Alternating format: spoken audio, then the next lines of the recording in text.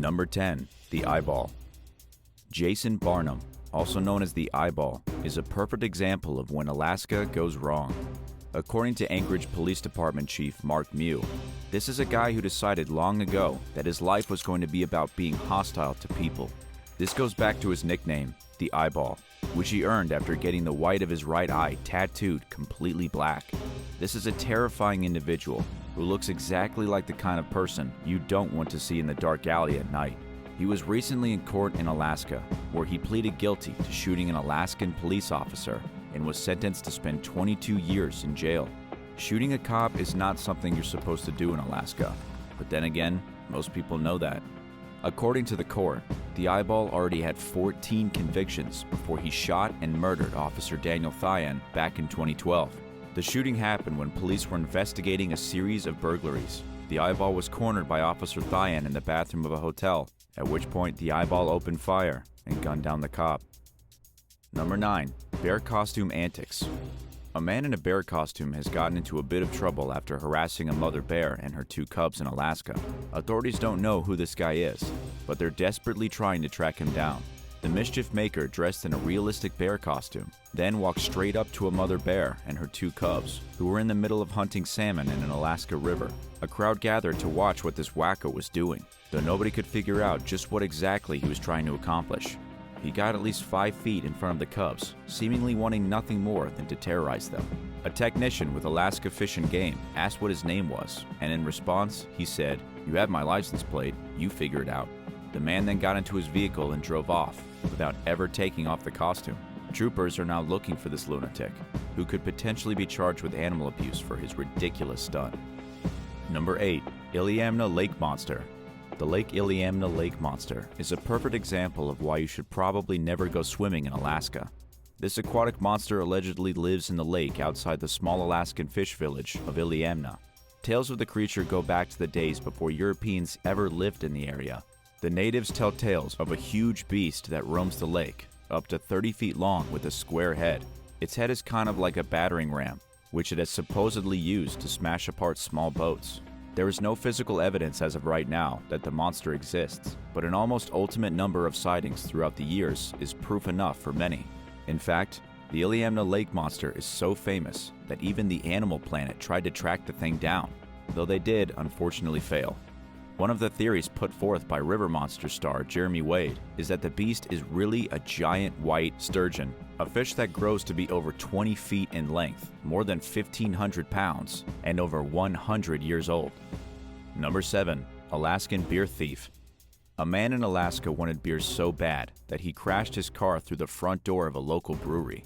The retail store for the Alaskan Brewery Company suffered $15,000 in damages when a man from Juneau drove straight through the front doors and helped himself to some free beer.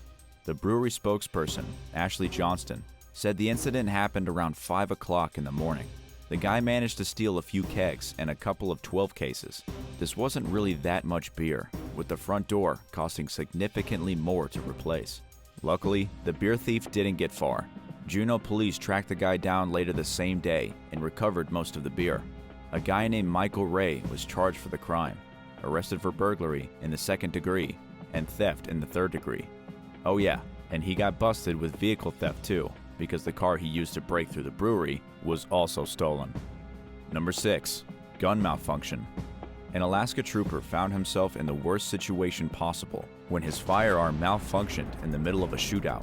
It was a total disaster from the very beginning. The trooper was trying to serve an arrest warrant outside a general store in Anchor Point when the criminal pulled out a gun and opened fire on the police. His name is Brett Herrick, 60 years old. He really did not want to go to jail.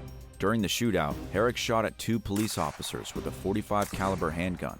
He struck Officer Brugman multiple times in the chest and one in the upper left arm. Luckily, his ballistic vest stopped the majority of the damage, though he was left with his arm mangled. When Brugman tried to shoot back, his weapon malfunctioned and he couldn't fire. He had no choice but to let the criminal go and desperately seek medical attention. But don't worry, Officer Brugman made a full recovery, and Brett Herrick was arrested the next day and charged with attempted murder. Number 5. Drunk on the runway. A 28-year-old woman named Mary Elizabeth Somers was arrested after driving her car onto an active runway at the Fairbanks International Airport. In a shocking show of pure stupidity, the drunk woman, plastered out of her mind, drove off the east ramp on the way to the airport, then hit the runway and started following aircrafts that were trying to take off. It was a total catastrophe. The airport police quickly intervened and stopped the Ford Focus before it drove straight into the tail end of an airplane. The woman was pulled out of the vehicle, apparently so drunk that she told the airport police she had no idea where she was. And to make matters even more disturbing, there was a sleeping infant in the back seat, and the whole car was filled with marijuana smoke. Mary Elizabeth Somers is obviously not going to be winning any parenting awards in the near future. She was charged with drunk driving, reckless driving, and endangering the welfare of a minor. It's really the baby part that boggles the mind, as this woman was literally so wasted that she didn't realize she was driving on a runway with a child in the back seat. Number 4. Murder for hire. In Alaska, Roger Keeling got busted for not only stalking his ex-girlfriend, but also for devising a plot to get her killed. Be warned, this guy is a total nut job. In 2020, he got in trouble for strangling his girlfriend and telling her that he would rip her heart out and then burn her house down. After the incident, he was given a misdemeanor assault charge and then allowed to walk free. His terrified ex-girlfriend was afraid for her life and got a restraining order against him. But here's where the system really failed this poor girl, as Roger Keeling was arrested multiple times over the next 6 weeks for stalking the woman and breaking the restraining order. Each time, he was allowed back out. He slashed her tires, he sent her threatening emails, and he left her disturbing notes that he had written by hand. Finally, he was arrested on charges of stalking, 6 months after he first strangled his ex-girlfriend. While in police custody, he told a cellmate he was trying to find someone to kill his girlfriend for money. Keeling then made arrangements with the cellmate to pay $1,500 to a stranger to have her killed. After he was released, he made an upfront payment of $500. In the end, Keeling's plot was busted wide open by the Alaska State Troopers. He's now facing 5 years for stalking and 10 years for trying to have his girlfriend killed. At least the woman can now rest safe without looking over her shoulder. At least for 15 years she can. Number 3. Alaskan hijacking. A passenger was arrested after he commandeered a small plane. The plane had been on its way to a community in western Alaska called ANTICS. This place is so remote that the only transportation between there and the rest of the civilization is this small airplane, a Cessna Caravan. It was carrying 6 passengers, a full load, when one of them lost his marbles.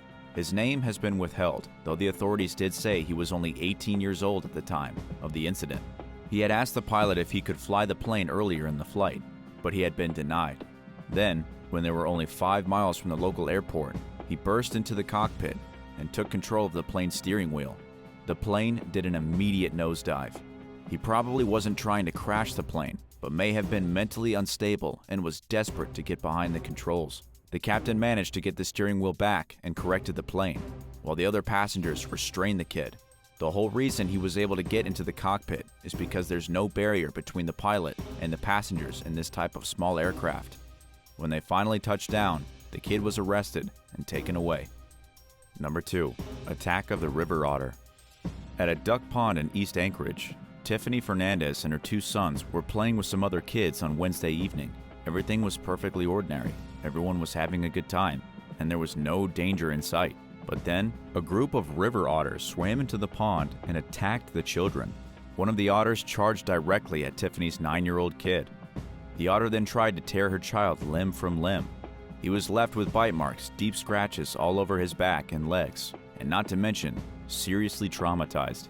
The poor kid is now going to have scars from an otter attack for the rest of his life.